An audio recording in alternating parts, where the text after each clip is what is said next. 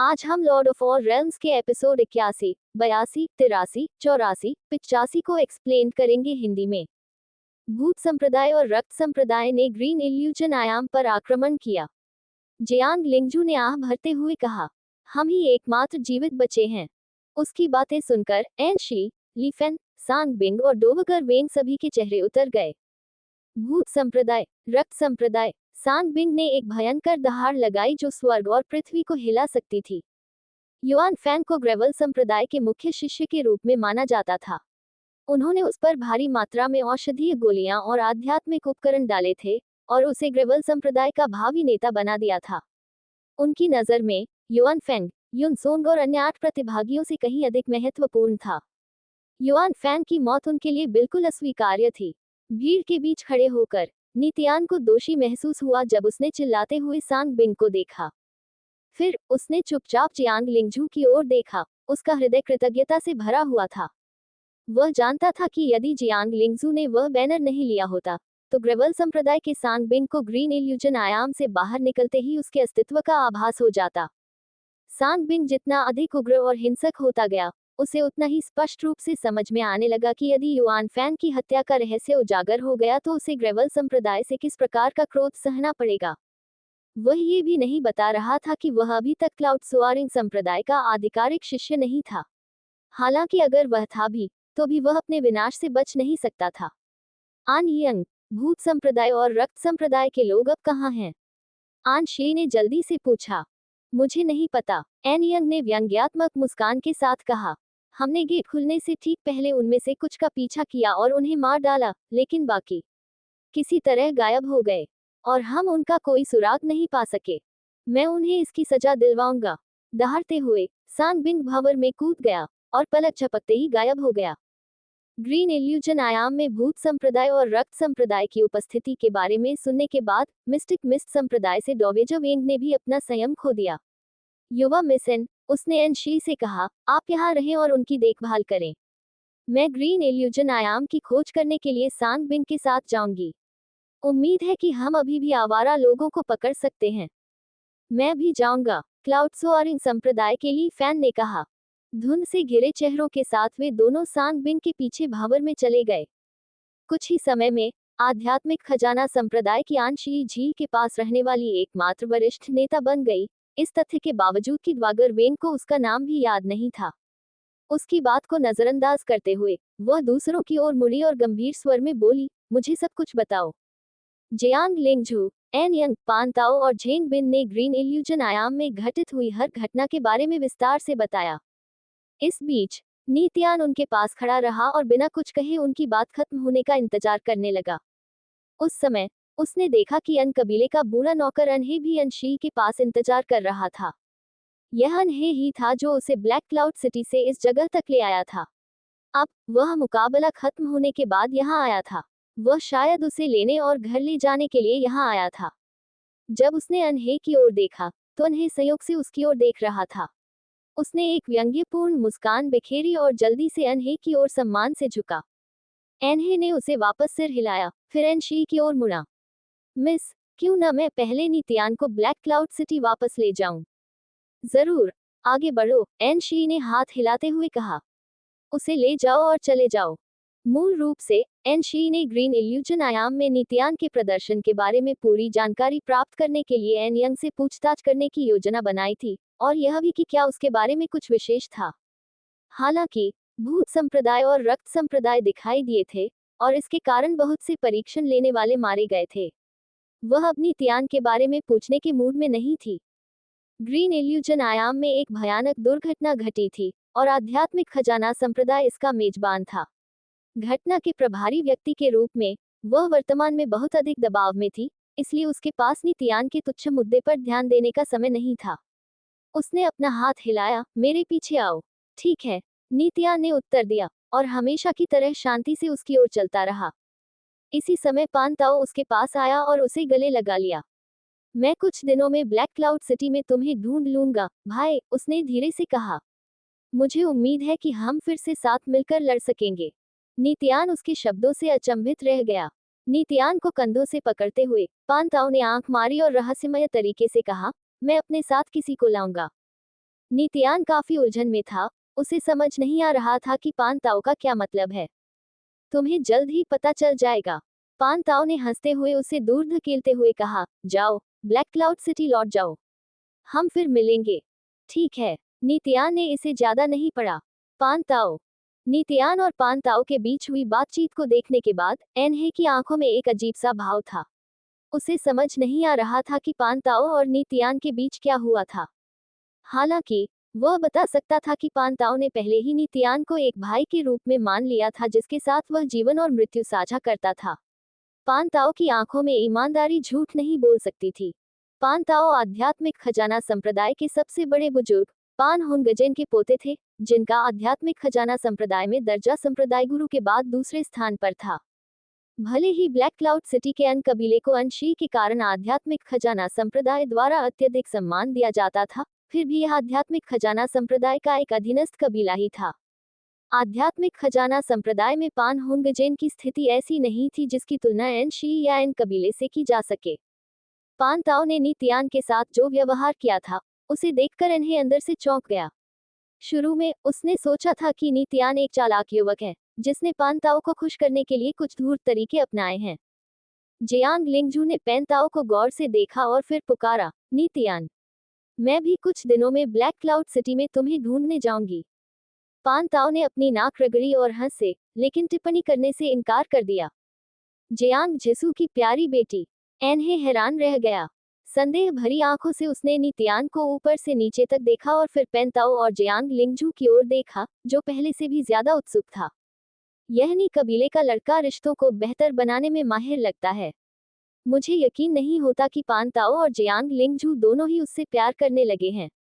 इससे पहले जब वे झील के किनारे गए थे, तो एनहे को नीतियान से बातचीत शुरू करने में ज्यादा दिलचस्पी नहीं थी, क्योंकि वह नीतियान को गंभीरता से नहीं लेता था। वे बस तेज गति से आगे बढ़ते रहे। दरअसल उस समय एनहे के मन में नीतियान के प्रति कुछ अप्रिय भावनाएं थीं। एन शी ने नीतियान को ग्रीन इल्यूजन आयाम परीक्षण के लिए जो स्थान दिया था, वह मूल रूप से एन कबीले के एक बच्चे के लिए था। एन कबीले के सदस्य के रूप में एनहे ने गुप्त रूप से इस व्यवस्था पर नाराजगी जताई। इस वजह से उसने झील के किनारे तक पूरे रास्ते नीतियान से बात नहीं की और उसे केवल एक बच्चा ही समझा जो किसी तरह भाग्यशाली था। लेकिन अब ग्रीन इल्यूजन आयाम परीक्षण में भूत संप्रदाय और रक्त संप्रदाय के शिष्यों की उपस्थिति के परिणामस्वरूप कई लोग मारे गए। ग्रेवल संप्रदाय ने अपने सभी परीक्षणकर्ताओं को भी खो डाला। वह मन ही मन खुश था कि एन कबीले का बच्चा ग्रीन इल्यूजन आयाम में प्रवेश नहीं कर पाया और इस तरह वह आपदा से बच गया। अब उस मुद्दे को अपने दिमाग में लाए बिना और यह जोड़ते हुए कि पान ताओ और जियांग लिंगजू अचानक नीतियान के इतने करीब आ गए थे, एनहे उसके प्रति अपना रवैया बदलने और उसे अधिक अनुकूल रूप से देखने से खुद को रोक नहीं सका। एक सौम्य भाव के साथ उसने नीतियान से कहा, चलो चलें। तुम्हारे दादा और दूसरे लोग तुम्हारा इंतजार कर रहे हैं। चूंकि नी कबीले का परिवार मुश्किल दौर से गुजर रहा है, इसलिए बेहतर है कि तुम जल्दी लौट आओ। कठिन दौर से आपका क्या मतलब है? नीतियान ने भौहें सिकुड़ी। मैं तुम्हें रास्ते में बताऊंगा, अनहे ने धीरे से कहा। ठीक है, नीतियान ने कहा। नीतियान ने भी अपने प्रति अनहे के रवैये में अचानक और भारी बदलाव महसूस किया। कुछ ही देर में नीतियान अनहे के पीछे पीछे उसी गाड़ी तक पहुंच गया जिसमें वे लोग आए थे, और वे धीरे धीरे दलदली भूमि से बाहर निकल गए। इस बीच एन शी और अन्य लोग अभी भी झील के किनारे इकट्ठे थे और सांग बिंग, ली फैन और डोवगर वेन के लौटने का इंतजार कर रहे थे। एक दिन बीत गया और ली फैन अंततः भंवर से बाहर निकल आया, एक हाथ से पीला, दुबला और मौत के करीब ये गुमों को पकड़े हुए। भाई, ये अभी भी जीवित है, जियांग लिंगजू ने खुशी से कहा। ली फैन ने लगभग बेहोश ये गुमों को उसके पास गिरा दिया और कहा, ये बच्चा भाग्यशाली है। वह ज्वालामुखी क्षेत्र में खुद ही छिप गया था, और जब मैंने उसे पाया तो वह भूख से मरने के कगार पर था। ये गुमों का सिर अभी भी झुका हुआ था। उसने जियांग लिंगजू की तरफ देखा। उसने मुस्कुराहट के साथ कहा, यह अच्छी बात है कि तुम लोग ठीक हो। मिस्टर ली, सांग बिंग और डोवेजर वेन कहाँ हैं? एन शी ने जल्दी से पूछा। ली फैन ने आह भरते हुए कहा, उन्हें जल्दी बाहर आ जाना चाहिए। हमने पूरे ग्रीन इल्यूजन आयाम को उलट पलट कर दिया, और फिर भी भूत संप्रदाय और रक्त संप्रदाय के शिष्यों को नहीं ढूंढ पाए। वे शायद बहुत पहले ही चले गए थे। निस्संदेह यह अपेक्षित ही था। कुछ ही देर बाद गंभीर चेहरे वाले सांग बिंग और डोवेजा वेंग एक साथ झील से बाहर निकले। सांग बिंग बिना कुछ कहे वहां से चला गया। डोवेजा वेंग ने एन शी की ओर अपना सिर हिलाया और कहा, हमें कुछ नहीं मिला। ग्रीन इल्यूजन आयाम परीक्षण अब वास्तव में समाप्त हो गया है। चलो वापस चलते हैं और आने वाले मुद्दों पर किसी और दिन चर्चा करते हैं। हाँ, मुझे डर है कि बस यही सब करना बाकी है, एन शी ने कड़वाहट से कहा। इसके बाद प्रत्येक संप्रदाय के नेता अपने अपने कनिष्ठों को ले गए। 3 दिन बाद ब्लैक क्लाउड सिटी में शाम, जब एनहे शहर के द्वार से गुजर रहा था, तब नित्यान गाड़ी में बैठा हुआ था। शहर में प्रवेश करने के बाद गाड़ी का सामने का पर्दा पहले ही उठा दिया गया था, क्योंकि इन्हें कभी कभी नित्यान पर नजर डाल लेता था। ग्रीन इल्यूजन आयाम परीक्षण के लिए जाते समय गाड़ी का पर्दा कभी नहीं उठाया गया था। उन 3 दिनों के दौरान एनहे ने नित्यान को लगभग अनदेखा कर दिया था और वे चुपचाप यात्रा कर रहे थे।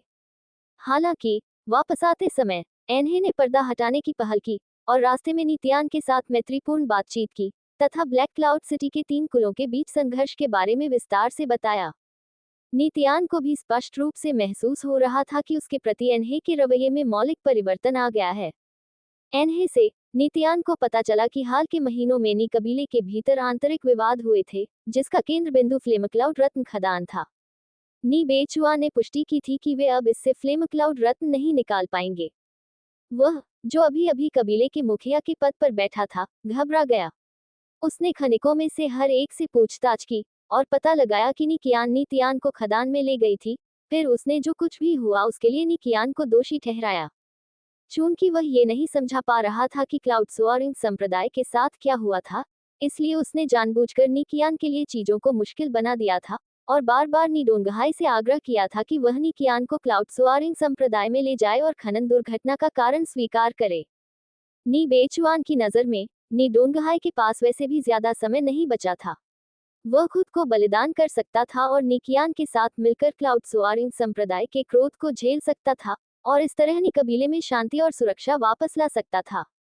उनके निर्णय को कबीले के कई बुजुर्गों की सहमति प्राप्त हुई, जिन्होंने बाद में निडोंगहाई और निकियान को फटकार लगाने में उनका साथ दिया।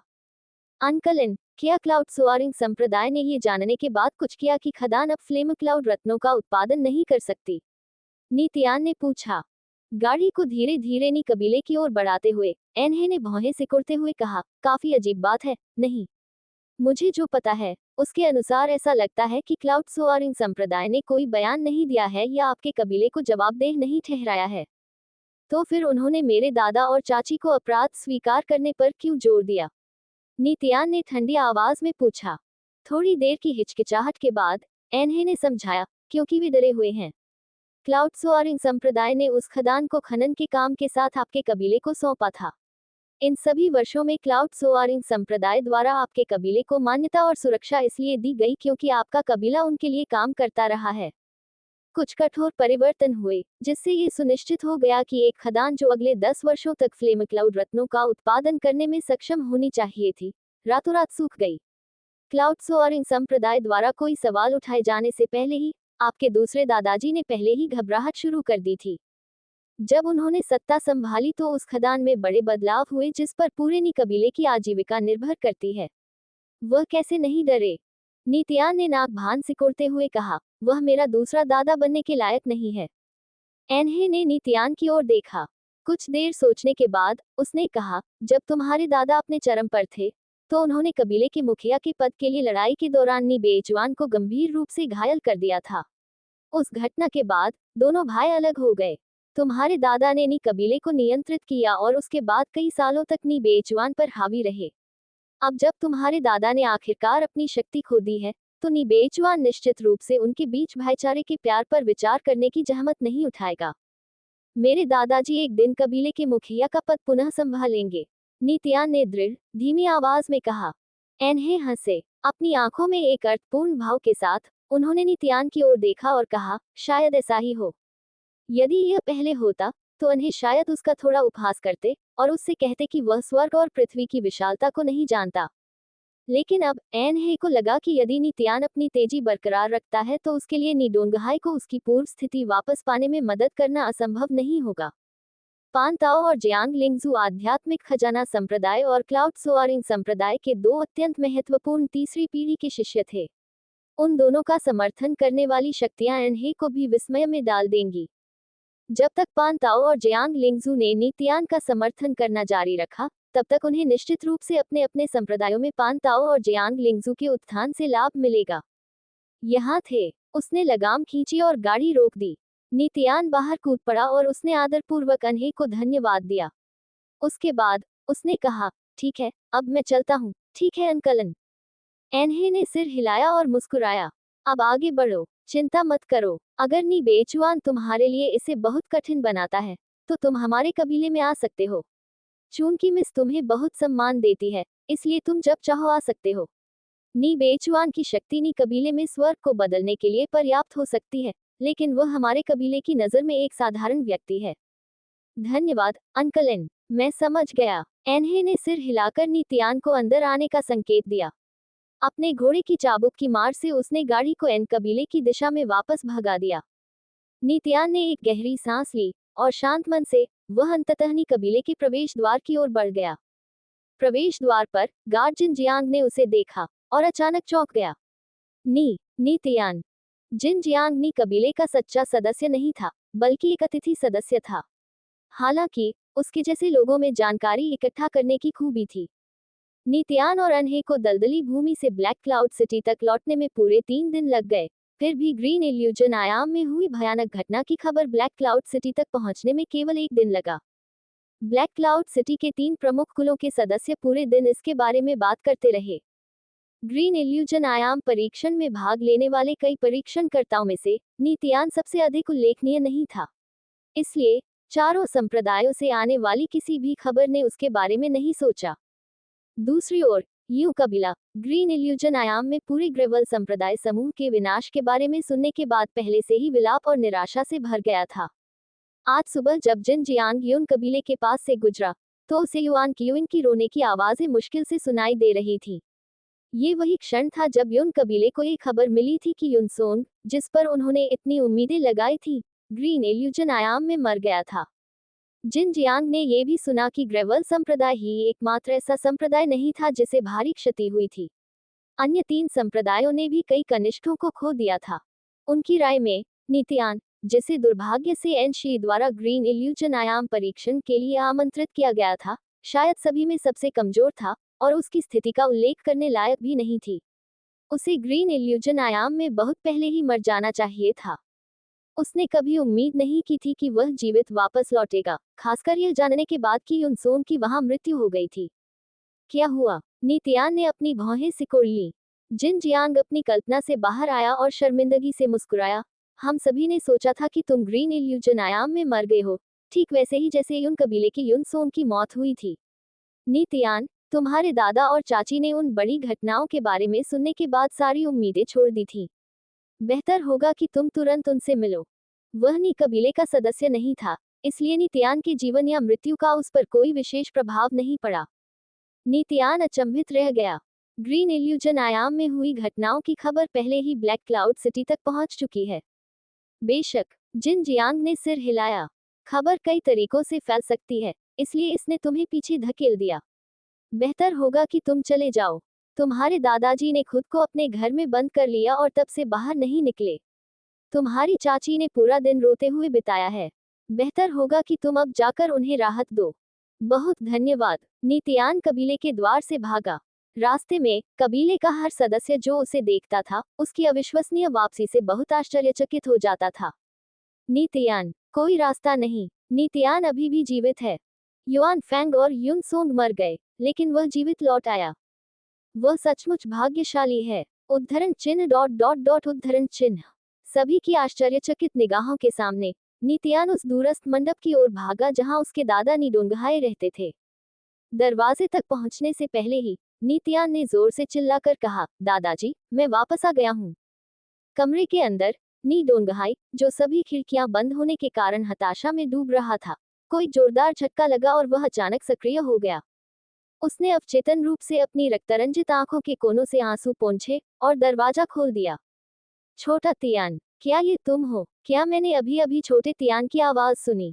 कुछ ही दूरी पर नीकियान की सिसकती आवाज गूंजी, जैसे ही वह एक छोटे से मंडप से बाहर निकली। दादाजी, आंटी, मैं ठीक हूँ, नीतियान ने जोर से कहा। मैं ग्रीन इल्यूशन आयाम से वापस आ गया हूँ। जैसे ही उसने ये शब्द कहे, उसकी नजर नीडोंगहाई और नीकियान पर पड़ी, जो उसे आनंद से देख रहे थे। उस क्षण उसे अचानक एहसास हुआ कि उन दोनों ने अपनी सारी उम्मीदें और प्यार उस पर टिका रखा था। वह उनका सब कुछ था। कमरे के अंदर नीतियान ने ग्रीन इल्यूजन आयाम में अपने अनुभव को नीडोंगहाई और नीकियान को संक्षेप में बताया। ग्रीन इल्यूजन आयाम परीक्षण ने न केवल उसके साधना आधार पर, बल्कि उसकी बुद्धि पर भी बहुत अधिक प्रभाव डाला था। आधे साल पहले की तुलना में वह अब बहुत अधिक परिपक्व हो गया था, क्योंकि वह जानता था कि नीडोंगहाई और नीकियान को क्या बताना है और क्या नहीं। उसने जानबूझकर इस तथ्य को छुपाया कि उसने युआन फेंग और युन सोंग को मार दिया था, और रेगिस्तान में उसका सामना फ्रॉस्ट पायथन से हुआ था। उसने यूटोन के साथ अपने संघर्षों के बारे में बात करने से भी परहेज किया था, साथ ही आध्यात्मिक पशु के मांस से उसे साधना में जो बड़ी वृद्धि मिली थी, उसके बारे में भी बात करने से परहेज किया था। हालांकि वह इस तथ्य के बारे में ईमानदार था कि वह छठे स्तर से क्यूई शोधन के 8वें स्तर तक पहुंच गया था। वह समझ गया कि ये वे चीजें थीं जिनके बारे में नीडोंगहाई और नीकियान सबसे अधिक चिंतित थे। आशा के अनुसार, क्या अब आप क्यूई शोधन के 8वें स्तर पर हैं? नीकियान तुरंत उत्साहित हो गई। नीडोंगहाई भी मन ही मन भावुक हो गया। उसकी आंखों से एक चमकीली चमक फूट पड़ी, जबकि उसका शरीर भी उत्तेजना से थोड़ा कांप उठा। नीतियान मुस्कुराया। हाँ, अगर कोई दुर्घटना नहीं हुई, तो मेरा मानना है कि मैं 15 साल की उम्र तक क्यूई रिफाइनिंग के 9वें स्तर तक पहुंच जाऊंगा और क्लाउड सोअरिंग संप्रदाय का शिष्य बन जाऊंगा। ये बहुत बढ़िया है। नीकियान बहुत खुश हुई। नीतियान केवल 11 वर्ष का था। इस उम्र में क्यूई रिफाइनिंग के 8वें स्तर तक पहुंचने पर उसे एहसास हुआ कि उसने नीतियान पर जो उम्मीद लगाई थी, वह निश्चित रूप से प्राप्त करने योग्य थी। जब से नीतियान युवा था, नीकियान ने उसे बार बार एक ही विचार दिया था, केवल क्लाउड सोअरिंग संप्रदाय का शिष्य बनकर ही वह अपना भाग्य बदल सकेगा। वर्षों से उसने जो भी प्रयास किए थे, वे उसे क्लाउड सोअरिंग संप्रदाय का शिष्य बनाने के लिए समर्पित थे। नी कबीले का हर बच्चा क्लाउड सोअरिंग संप्रदाय में प्रवेश करना परम सम्मान मानता था, तथा अपने परिवार का भाग्य बदलने का एकमात्र तरीका भी। नी बेचुआन के कबीले प्रमुख का पद संभालने का कारण आंशिक रूप से ये था कि नी डोंगहाई को गंभीर चोटें आई थी, लेकिन अधिक महत्वपूर्ण रूप से नी हान की उपलब्धि के कारण ऐसा हुआ। नी बेचुआन के सबसे बड़े पोते के रूप में नी हान ने 15 वर्ष की आयु में क्यूई शोधन के 9वें स्तर में सफलतापूर्वक कदम रखा था, और इस प्रकार क्लाउड सोअरिंग संप्रदाय द्वारा प्राप्त किया गया था। जब तक वह क्लाउड सोअरिंग संप्रदाय में स्थिर वृद्धि हासिल कर सकता है, नी कबीले को इससे लाभ मिल सकेगा। अगर नी हान एक दिन क्लाउड सोअरिंग संप्रदाय में एक उच्च रैंकिंग अधिकारी बन जाता है, तो नी कबीला निस्संदेह क्लाउड सोअरिंग संप्रदाय का एक महत्वपूर्ण हिस्सा बन जाएगा। इसी तरह, जब नी डोंगहाई का नी कबीले पर दृढ़ नियंत्रण था, तब नी तियान की मां नी जिन ने एक अपरिहार्य भूमिका निभाई थी। अब जबकि नी तियान केवल 11 वर्ष का था और क्यूई शोधन के 8वें स्तर में प्रवेश कर चुका था, नी कियान का मानना था कि वह नी हान से भी कम उम्र में क्लाउड सोअरिंग संप्रदाय में प्रवेश करने में सक्षम हो सकता है। शायद नी तियान 1 या 2 साल में क्लाउड सोअरिंग संप्रदाय में कदम रखने में सक्षम हो जाएगा, और इस तरह अपनी किस्मत पूरी तरह से बदल देगा। दादाजी, जब मैं वापस आया, तो मैंने सुना कि हमारा कबीला एक बड़ी आंतरिक अशांति से गुजर रहा है। नी तियान ने पूछा। नी डोंगहाई ने कुछ देर के लिए भौहें सिकोड़ी और शांति से कहा, क्यूई रिफाइनिंग के 8वें स्तर में प्रवेश करने की तुलना में ये केवल छोटी चीजें हैं। कबीले के भीतर की छोटी मोटी बातों की चिंता मत करो, मैं उन्हें संभाल लूंगा। तुम्हें बस अपनी साधना पर ध्यान केंद्रित करना है। मैं मदद करना चाहता हूँ, नी तियान ने कहा। अभी आप ज्यादा कुछ नहीं कर पाएंगे। नी डोंगहाई ने अपना सिर हिलाया। जब आप क्लाउड सोअरिंग संप्रदाय के शिष्य बन जाएंगे, तभी कबीले में आपकी बात मानी जाएगी। जब कबीले के अंदर के मामलों की बात आए, तो नीकियान अचानक चुप हो गई, और उसका चेहरा गंभीर हो गया। नीतियान मदद करना चाहता था, लेकिन उसे नहीं पता था कि नी बेचुआन और कबीले के बुजुर्गों को नीकियान और नी डोंगहाई को दंडित करने से कैसे रोका जाए। स्थिति, उसने सोचा, मेरी स्थिति बहुत कम है। आज आराम से रहो, नी डोंगहाई ने सांत्वना देते हुए कहा। और अब से किसी और चीज के बारे में मत सोचो, बस अपनी साधना पर ध्यान दो। जब तुम आधिकारिक रूप से क्लाउड सोअरिंग संप्रदाय द्वारा स्वीकार कर लिए जाओगे, तब तुम कबीले के मामलों में अपनी बात कह सकोगे। लेकिन अभी समय नहीं है। मैं समझ गया, नितियान ने सिर हिलाकर कहा। इस बीच नी बेचुआन महान बैठक हॉल में कई कबीले के बुजुर्गों के साथ मामलों पर चर्चा कर रहे थे।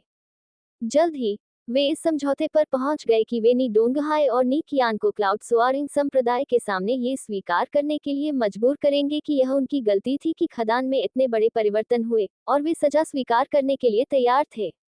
अब उन्हें केवल नी डोंगहाई और नी कियान को अनुपालन के लिए मजबूर करना था।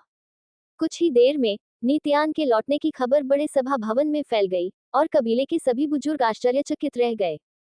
नीतियान वापस आ गया है। वह वास्तव में भाग्यशाली है। यहाँ तक कि ग्रेवल संप्रदाय से युआन फैंग और युन कबीले से युन सोंग भी ग्रीन इल्यूजन आयाम में दुखद रूप से मर गए। मुझे विश्वास नहीं हो रहा है कि वह वास्तव में सुरक्षित और स्वस्थ वापस आ गया है। हाँ, किसने सोचा होगा। वास्तव में उन्होंने कभी भी नीतियान को नी कबीले का सच्चा सदस्य नहीं माना था। आखिरकार नीतियान के पिता, जिनसे नीतियान कभी नहीं मिले थे, उनका पारिवारिक नाम नी नहीं था। उनकी दृष्टि में केवल वे बच्चे जिनके पिता का पारिवारिक नाम नी हो, उन्हें ही नी वंश का सच्चा सदस्य माना जाता था। नीतियान उनमें से एक नहीं था।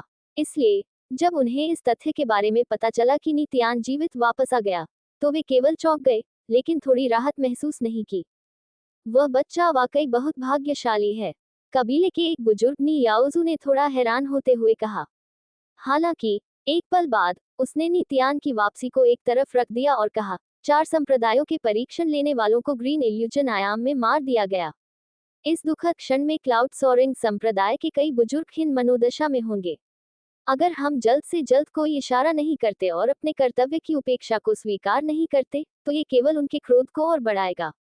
गंभीर चेहरे के साथ नी बेचुआन ने कहा, बिल्कुल, हम अब और देरी नहीं कर सकते।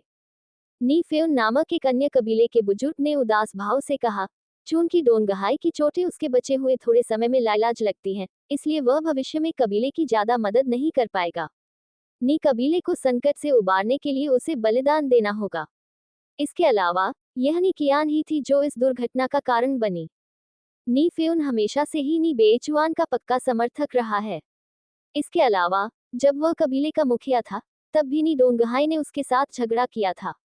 उम्मीद थी कि वह इस घटना को हल्के में नहीं लेगा। यद्यपि कबीले के कुछ सदस्यों ने इस निर्णय का पूर्ण समर्थन नहीं किया, फिर भी उन्होंने संक्षिप्त रूप से सहमति व्यक्त की। आखिरकार वे समझ गए थे कि खदान में हुई दुर्घटना के लिए किसी को तो प्रायश्चित करना ही होगा। चूंकि सभी ने नी डोंगहाई और नी कियान की ओर अपनी उंगलियां उठाई थी, इसलिए कबीले के फायदे के लिए उन्होंने भी अपनी बात कहने का फैसला किया। चलो उन्हें कल यहाँ बुलाते हैं और उन्हें अपराध स्वीकार करने के लिए राजी करते हैं, नी बेचुआ ने ठंडे स्वर में कहा। उस रात नीतियान ने चुपचाप दीवार पर लगी ईंटों में से एक के पीछे से छिपी हुई ड्रैगन की हड्डी को निकाला और प्रशंसापूर्वक उसे सहलाना शुरू कर दिया। अपनी मानसिक चेतना के बल पर उसने ड्रैगन की हड्डी के अंदर खून की बूंद तक हाथ बढ़ाया। उसे तुरंत दिल में शांति महसूस हुई। ड्रैगन बोन से आधे साल तक अलग रहने के बाद भी उसने पाया कि उसमें कोई बदलाव नहीं आया है। जब उसने उसे अपने हाथ में कसकर पकड़ा तो उसे महसूस हुआ कि ड्रैगन बोन भी उससे दूर हो गई है। उसने इस बारे में ज्यादा नहीं सोचा और जल्दी ही आराम की नींद सो गया। अगली सुबह वह उठा और पहले की तरह अपनी मेहनत भरी साधना में लग गया। दोपहर को जब वह साधना कर रहा था तो अचानक खटपट की आवाज सुनाई दी। ये सोचते हुए कि यह कौन है, वह दरवाजा खोलने के लिए सीढ़ियों से नीचे गया। ये देखकर कि यह अतिथि बुजुर्ग वू ताओ था, जो चेहरे पर एक जटिल भाव के साथ दरवाजे के सामने खड़ा था, नीतियान ने पूछा, श्रीमान वू, आप यहाँ क्यों हैं? वू ताओ ने चारों ओर नजर घुमाए और सुनिश्चित किया कि कोई आसपास न हो।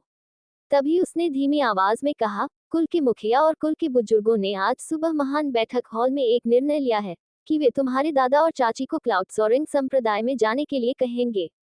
तुम्हारे दादा और चाची शायद पहले से ही मुख्य द्वार पर हैं और बाहर निकलने वाले हैं।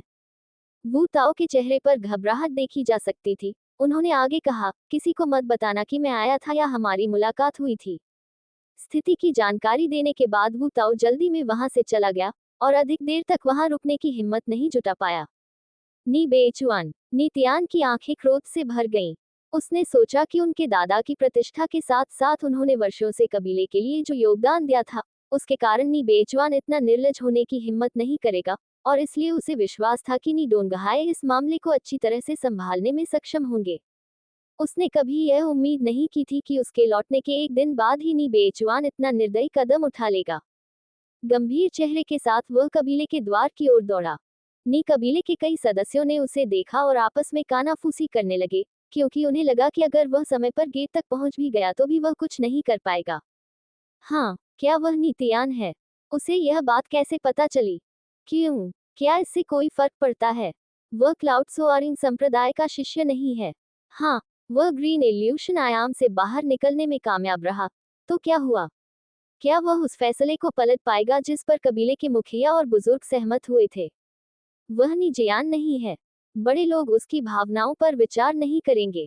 ये सच है। नी कबीले के मुख्य द्वार पर नी बेचुआन के नेतृत्व में सभी कबीले के लोग नी डोंगहाई और नी कियान को तरह तरह के भावों से देख रहे थे। नी बेचुआन का चेहरा ठंडा और भावहीन था। कबीले के मुखिया नी फेउन के मुंह के कोने पर एक ठंडी मुस्कान की झलक देखी जा सकती थी, मानो वह मन ही मन खुश हो। हालांकि कबीले के कुछ अन्य बुजुर्गों की आंखों में उलझन थी, मानो वे अंदर से दोषी महसूस कर रहे हों, लेकिन फिर भी कुछ कह नहीं पा रहे थे। अधिकांश कबीले के लोग उन्हें विदा करने के लिए यहाँ आए थे, क्योंकि उन्हें पता चला था कि नी डोंगहाई और नी कियान क्लाउड सोआरिंग संप्रदाय से माफी मांगने जा रहे हैं। पिता और बेटी की ओर देखते हुए उनकी निगाहें कुछ हद तक आक्रोश और असहाय थीं। यह महसूस करते हुए कि परिणाम निश्चित था, नी डोंगहाई ने बहुत शांति से व्यवहार किया और सभी कबीले के लोगों के सामने नी बेचुआन और उसके गुर्गों के साथ लड़ाई शुरू नहीं की। कबीले के सबसे बुजुर्ग मुखिया नी याओजू ने कुछ देर सोचा और कहा, डोंगहाई, क्लाउड सोआरिंग संप्रदाय की इस यात्रा के बारे में ज्यादा चिंता मत करो। तुमने इतने सालों तक क्लाउड सोआरिंग संप्रदाय के लिए काम करके अच्छा काम किया है। हो सकता है कि वे तुम्हें खदान में हुई दुर्घटना के लिए सजा न दें। नी याओजू का मानना था कि खदान में सभी फ्लेम क्लाउड रत्नों का गायब होना महज एक दुर्घटना थी और इसका नी कियान से शायद कोई संबंध नहीं था। हालांकि चूंकि किसी को क्लाउड सोआरिंग संप्रदाय के साथ हुई दुर्घटना के लिए प्रायश्चित करना था, इसलिए उन्होंने नी डोंगहाई को दोष लेने के लिए सबसे उपयुक्त व्यक्ति माना, ये देखते हुए कि वह अब कबीले का मुखिया नहीं था और शायद अपने गिरते स्वास्थ्य के साथ वह नी कबीले में कोई और योगदान नहीं दे पाएगा। लेकिन असल में अंदर ही अंदर उसे नी डोंगहाई और नी कियान के प्रति कुछ दुख महसूस हो रहा था। सिर्फ इसी वजह से उसने सांत्वना के कुछ शब्द कहे। मैं समझता हूँ, नी डोंगहाई ने संक्षिप्त रूप से सिर हिलाया और कहा। मैं क्लाउड सोआरिंग संप्रदाय के पास जाकर उनसे माफी मांगूंगा, लेकिन नीतियान अभी भी छोटा है। अगर मुझे सजा मिली और मैं वापस नहीं आ पाया, तो मुझे उम्मीद है कि तुम मेरे लिए उसकी देखभाल कर सकते हो, ये देखते हुए कि मैं आज कबीले के लिए क्या कर रहा हूँ। आप इस बात को लेकर आश्वस्त रह सकते हैं। नी याओजू ने वादा किया। कुछ और कहने को न होते हुए नी डोंगहाई ने मुड़कर देखा और नी कियान के साथ चलने वाला था।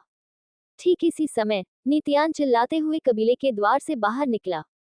दादाजी, कबीले के लोगों की निगाहों के नीचे वह नी डोंगहाई और नी कियान के सामने रुका, उनका रास्ता रोका और कहा, मैं फ्लेम क्लाउड रत्न खदान में हुई दुर्घटना की पूरी जिम्मेदारी लूंगा और क्लाउड सोआरिंग संप्रदाय से माफी मांगूंगा। छोटे तियान, नी कियान ने झपट्टा मारा। तुम क्या कर रहे हो? तुम मदद नहीं कर रहे हो। वापस जाओ, अभी। नी डोंगहाई ने उसे कड़ी नजर से देखा और डांटा, मैं तुमसे मिलने इसलिए नहीं गया क्योंकि मैं नहीं चाहता था कि तुम विचलित हो जाओ। इतना अपरिपक्व व्यवहार मत करो। नीतियान उनके शब्दों के कारण पीछे नहीं हटा।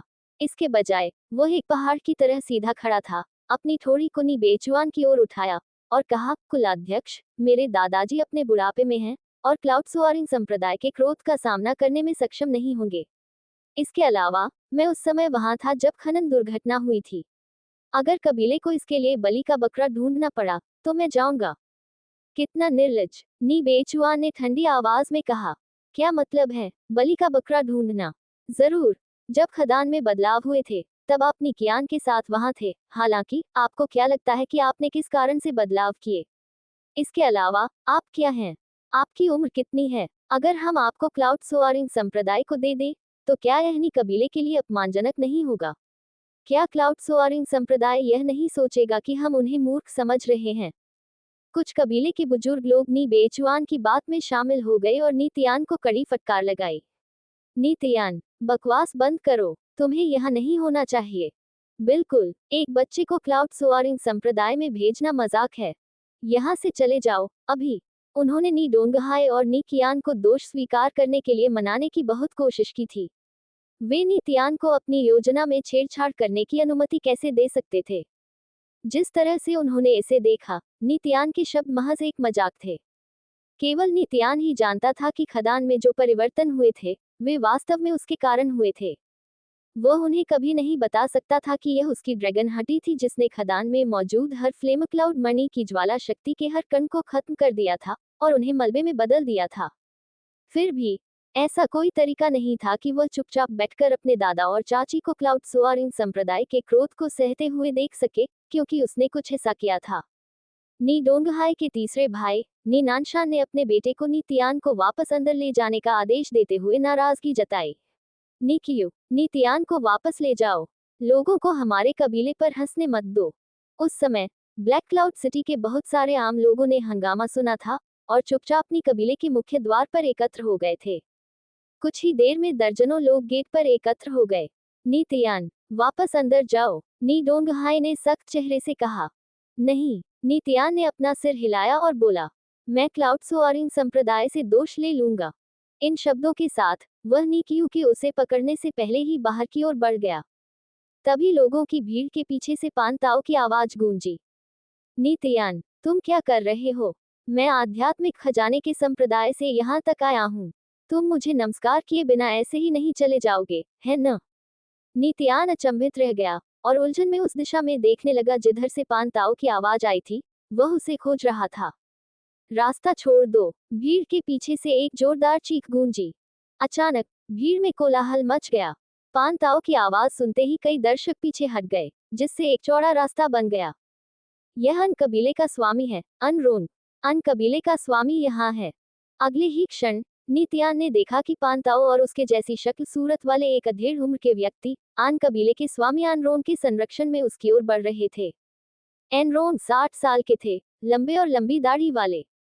अब उनका चेहरा लंबा हो गया था, बिना गुस्सा किए वे भयानक दिख रहे थे।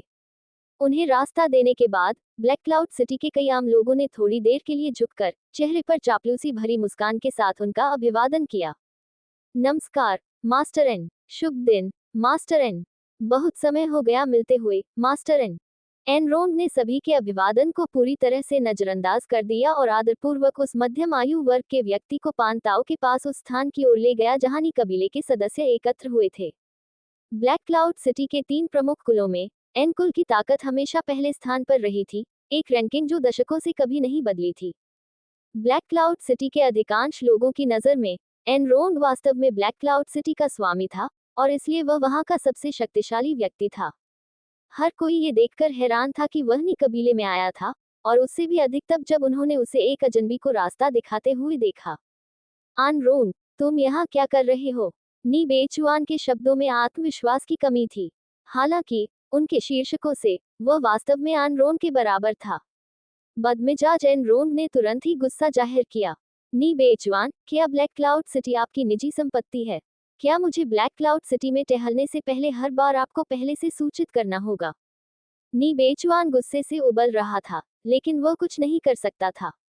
ठीक है, हमने तुम्हें यहाँ आमंत्रित नहीं किया। अगर तुम मुझे आमंत्रित भी करो तो भी मैं तुम्हारे गंदे कबीले में नहीं जाऊंगा। एनरोन ने व्यंग्य किया। जब से तुम्हारा भाई घायल हुआ है, तुम्हारा कबीला पूरी तरह से गड़बड़ में है। अंतहीन आंतरिक विवाद, तुम्हें ये दिलचस्प लगता है न? यहाँ पर तुम्हारा कोई काम नहीं है। नी बेचुआ ने जवाब दिया। हा हा हा, किसने कहा कि मुझे परवाह है? एनरोन ने ताना मारते हुए जवाब दिया। मैंने सुना है कि तुम लोगों ने क्लाउड सोआरिंग संप्रदाय की खदान को बर्बाद कर दिया है। खैर, मुझे ये देखने में बहुत मजा आने वाला है कि इसका क्या नतीजा निकलता है। जिस क्षण तुम कबीले के मास्टर बने, वह खदान ढह गई। ये बहुत बुरा संकेत है। तुम्हारे कबीले की आजीविका उस खदान पर निर्भर है। अब जब ये ढह गई है, तो मुझे डर है कि इसके साथ ही तुम्हारी स्थिति भी खत्म होने में ज्यादा समय नहीं लगेगा। एनरोन जोर से हंसने लगा, क्योंकि उसने नी बेचुआन के दुखते अंगों पर हमला किया था, उसे कोई सम्मान नहीं दिया था। आसपास खड़े कई दर्शकों ने उसकी बातों पर विचार किया और सोचा कि उसकी बातें सचमुच सही हैं। यहाँ तक कि नी कबीले के कुछ सदस्य भी गुप्त रूप से एनरोन से सहमत थे, और उन्हें संदेह होने लगा कि यह नी बेचुआन के दुर्भाग्य के कारण था कि उसके कबीले का मुखिया बनने के तुरंत बाद खदान अचानक ढह गई थी। बकवास बंद करो। नी बेचुआन गुस्से से आग बबूला हो गया और उसे गुस्से से घूरने लगा। फिर भी उसे खंडन करने का कोई रास्ता नहीं मिल पाया। उस समय मध्यम आयु वर्ग का व्यक्ति और पान ताओ पहले ही नीतियान की तरफ चले गए थे। नीतियान, ये मेरे पिता हैं। पान ताओ ने अपने बगल में खड़े आदमी की ओर इशारा किया और उसका परिचय देते हुए मुस्कुराया। उसके बाद उसने नीतियान की ओर इशारा करते हुए कहा, पिताजी, ये मेरे अच्छे भाई नीतियान हैं। नीतियान ने जल्दी से सिर झुकाया। आपसे मिलकर अच्छा लगा, अंकल पेन। पानबाई मुस्कुराया और एक सौम्य स्वर में उसने कहा, जिस क्षण लिटिल ताओ आध्यात्मिक खजाने के संप्रदाय में लौटा, उसने मुझे उसके साथ ब्लैक क्लाउड सिटी आने के लिए कहा। यहाँ आने के रास्ते में उसने मुझे बताया कि कैसे तुम दोनों ने कंधे से कंधा मिलाकर लड़ाई लड़ी और ग्रीन इल्यूजन आयाम में एक साथ मुश्किल हालातों से गुजरे। वह वास्तव में तुम्हारे बारे में बहुत अच्छी राय रखता है। भीड़ में से एक व्यक्ति, जिसकी नजरें पानबाई पर टिकी थी, उसी क्षण पानबाई के सामने आ गई। उसे अंततः उसकी पहचान याद आ गई। पानबाई, आदमी चिल्लाया। वह आध्यात्मिक खजाने के संप्रदाय से पानबाई है। सालों पहले ये वह था जो अंशी को आध्यात्मिक खजाने के संप्रदाय में ले जाने आया था। और वह महान बुजुर्ग पान हुंगजेन का बेटा है। वह आध्यात्मिक खजाने के संप्रदाय के लिए भर्ती का प्रभारी है। वह स्वर्ग के अंतिम चरण में प्रतीत होता है। वह ब्लैक क्लाउड सिटी में कैसे है? पानबाई, नी डोंगई समेत नी कबीले के सभी सदस्य अचानक उत्साहित हो गए। अविश्वास से भरी आंखों से उन्होंने एक साथ पानबाई की ओर देखा। उस क्षण उन्हें अंततः समझ में आ गया कि एनरोंग इस व्यक्ति के प्रति इतना सम्मान क्यों रखता था। आध्यात्मिक खजाने के संप्रदाय में एन शी के साथ भी एन कबीला अभी भी एक अधीनस्थ कबीला था। हालांकि पानबाई आध्यात्मिक खजाने के संप्रदाय में मुख्य व्यक्तियों में से एक था, जिसके पिता का दर्जा संप्रदाय के गुरु के बाद दूसरे स्थान पर था। एनरोंग ने लंबे चेहरे वाले नी बेचुआन का उपहास करना बंद कर दिया। नी डोंगहाई की ओर मुड़ा और गंभीरता से कहा, नी डोंगहाई, तुम किस्मत वाले हो। मिस्टर पेन नीतियान के लिए ब्लैक क्लाउड सिटी आए हैं। मिस्टर पेन आध्यात्मिक खजाने के संप्रदाय के लिए होनहार युवाओं की भर्ती के प्रभारी हैं। जब तक उनकी नजर बच्चे पर है, तब तक उसे शिष्य के रूप में भर्ती होने के लिए क्यूई रिफाइनिंग के 9वें स्तर पर होने की जरूरत नहीं है। वह नीतियान को आध्यात्मिक खजाने के संप्रदाय में ले जाने के लिए यहाँ आए हैं, ठीक उसी तरह जैसे उसने हमारे कबीले से अंशी को स्वीकार किया था। ये शब्द सुनते ही नी कबीले के सदस्यों सहित हर दर्शक तुरंत शोर मचाने लगा। क्या आप व्यक्तिगत रूप से नीतियान को आध्यात्मिक खजाने के संप्रदाय में शामिल करने आए हैं? क्या नी कबीला क्लाउड सोआरिंग संप्रदाय का अधीनस्थ कबीला नहीं है? कितना भाग्यशाली बच्चा है। आमतौर पर पानबाई व्यक्तिगत रूप से किसी को आध्यात्मिक खजाने के संप्रदाय में वापस नहीं ले जाता। जिन लोगों पर उसकी नजर थी, उन सभी ने आध्यात्मिक खजाने के संप्रदाय में उल्लेखनीय प्रतिभा का प्रदर्शन किया और उनमें से कोई भी औसत दर्जे का नहीं निकला। सालों पहले वह आया और अंशी को अन कबीले से आध्यात्मिक खजाने के संप्रदाय में ले गया। अब उसे देखो, वह पहले से ही संप्रदाय में एक प्रभावशाली व्यक्ति है। यह आदमी अपनी प्रतिभा की नजर के लिए मशहूर है।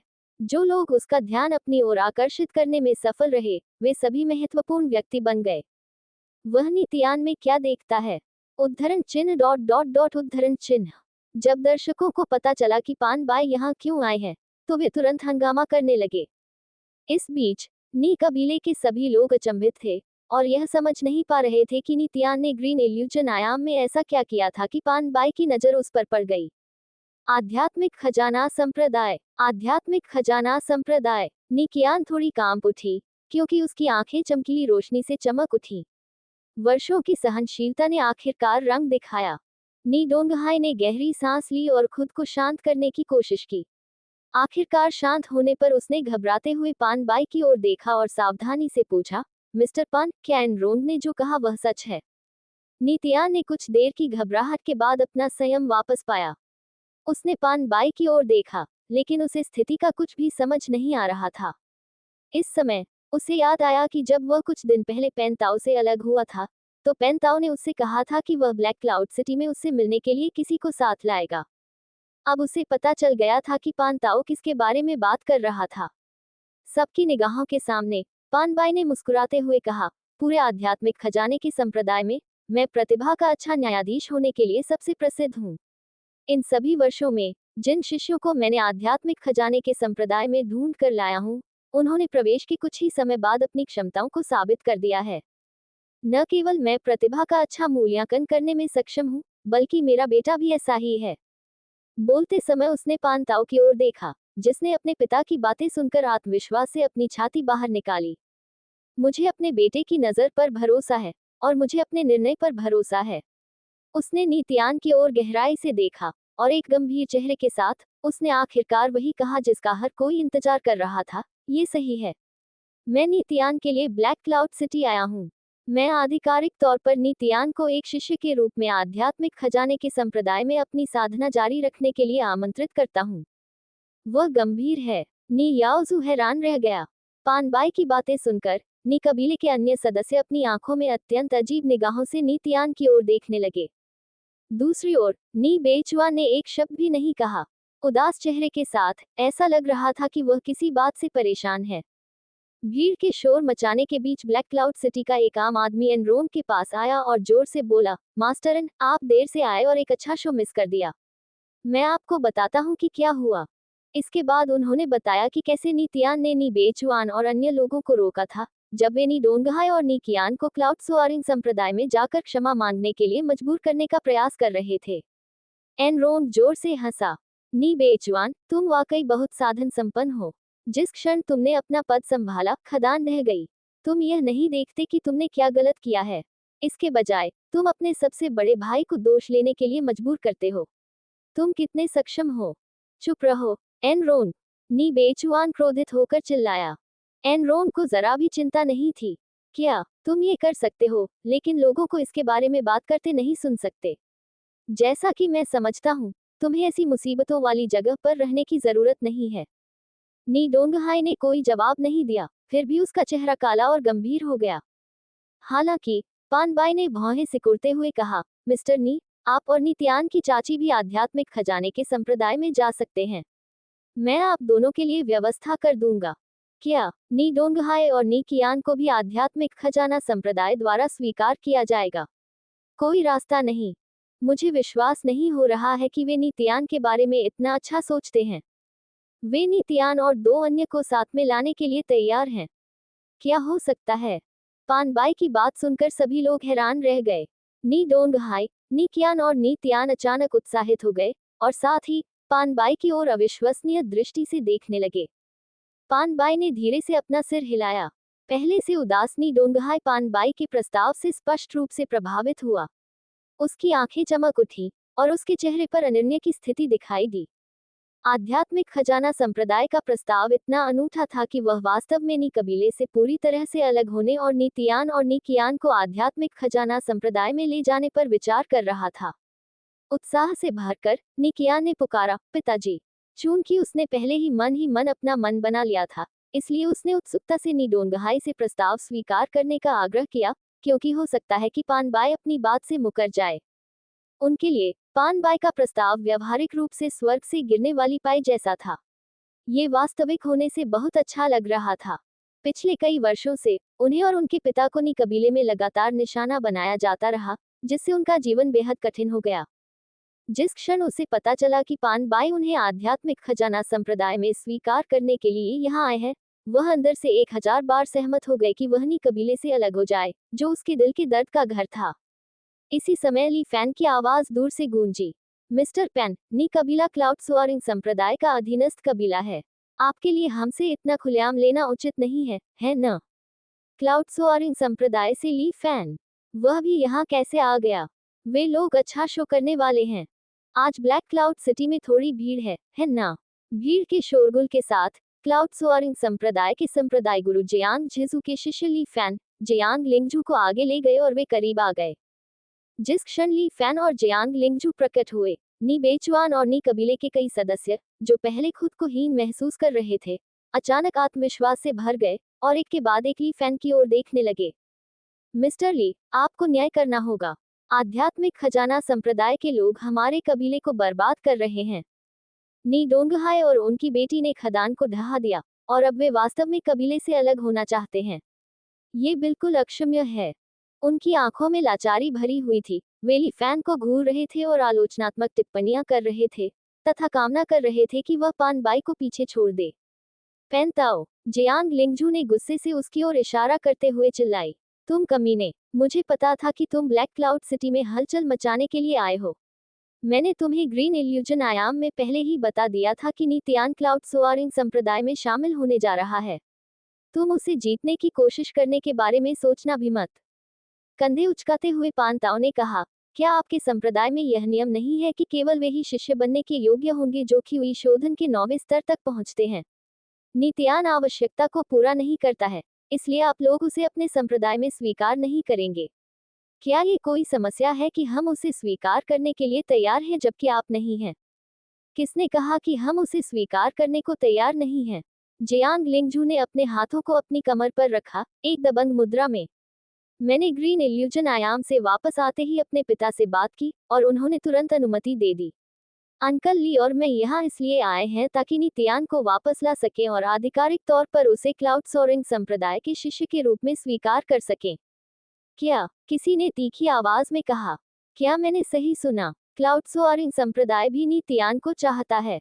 वह बच्चा कितना भाग्यशाली हो सकता है कि आध्यात्मिक खजाना संप्रदाय और क्लाउड सोअरिंग संप्रदाय उसे पाने के लिए हाथापाई कर रहे हैं।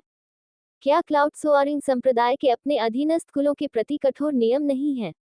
केवल वे ही आधिकारिक शिष्य बनने के योग्य होने चाहिए जो 15 वर्ष की आयु तक की हुई शोधन के 9वें स्तर में प्रवेश कर सकें। मुझे मत बताओ कि क्लाउड सोअरिंग संप्रदाय नीतियान के लिए नियम तोड़ रहा है। क्या तमाशा चल रहा है? ये जानने के बाद कि ली फैन का उद्देश्य पान बाई के उद्देश्य के समान ही था, वहां मौजूद हर एक दर्शक आश्चर्यचकित रह गया। जिस क्षण नी डोंगहाई और नी कियान ने जियांग लिंगसू के शब्द सुने और महसूस किया कि संप्रदाय का नेता नीतियान के लिए नियम तोड़ने को तैयार था, वे पूरी तरह से हताश हो गए। मिस्टर ली, क्या आप वास्तव में नीतियान के लिए यहाँ हैं? जाहिर है, नी बेचुआन कुछ हद तक परेशान था। ली फैन ने संक्षिप्त स्वीकृति के साथ गंभीरता से कहा, यह मेरे मालिक की इच्छा है। लेकिन दशकों से क्लाउड सोअरिंग संप्रदाय ने केवल क्यूई शोधन के 9वें स्तर पर साधना आधार वाले युवाओं को ही प्रवेश दिया है। और यह नियम सभी अधीनस्थ कुलों पर लागू होता है, न कि केवल नी कबीले पर। नी बेचुआन घबराया हुआ लग रहा था। ये दशकों से नियम रहा है, आपके द्वारा निर्धारित नियम। आप इसे ऐसे ही कैसे तोड़ सकते हैं? ली फैन के चेहरे पर उदासीनता दिखाई दी। हम नियम बनाते हैं, इसलिए हम नियम तोड़ सकते हैं। जब तक मेरा मालिक कहता है, तब तक सभी नियम तोड़े जा सकते हैं। एक पल के लिए रुकने के बाद उसे कुछ याद आया और वह हंसते हुए बोला, ठीक है। नियम पूरी तरह से खत्म नहीं हुआ है। यह अभी भी नी कबीले के बच्चों पर लागू होगा जो भविष्य में क्लाउड सोअरिंग संप्रदाय में भर्ती होना चाहते हैं। तो नीतियान? नी बेचुआन ने उलझन में पूछा। वह एकमात्र अपवाद है और रहेगा, ली फैन ने गंभीरता से कहा। नी बेचुआन ठिठक गया। ओह, वैसे खदान में जो कुछ हुआ वह सिर्फ एक दुर्घटना थी। इसमें किसी की कोई गलती नहीं थी। भौहें सिकुड़ते हुए ली फैन ने कहा, अगर आप सही कारण का खुलासा करने में विफल रहे, तो आपको एक ईमानदार रिपोर्ट बनानी चाहिए थी और हमें इसकी जांच करने देना चाहिए था, बजाय इसके कि आप अपने बड़े भाई और भतीजी को दोष लेने के लिए मजबूर करें। नी बेचुआन का चेहरा अचानक बेजान हो गया। जब से आपने कबीले के मुखिया का पद संभाला है, तब से चीजें बहुत गड़बड़ हो गई हैं और मेरे मालिक काफी नाखुश हो गए हैं। ली फैन ने नी कबीले के बुजुर्गों की ओर देखा और गंभीर भाव से कहा, आप लोग एक नया कबीले का मुखिया चुनिए। इन शब्दों के साथ उसने जानबूझकर नी डोंगहाई पर एक नजर डाली। मैं नी बेचुआन हकलाया। वह कुछ कहना चाहता था, फिर भी पूरा वाक्य नहीं बोल पाया।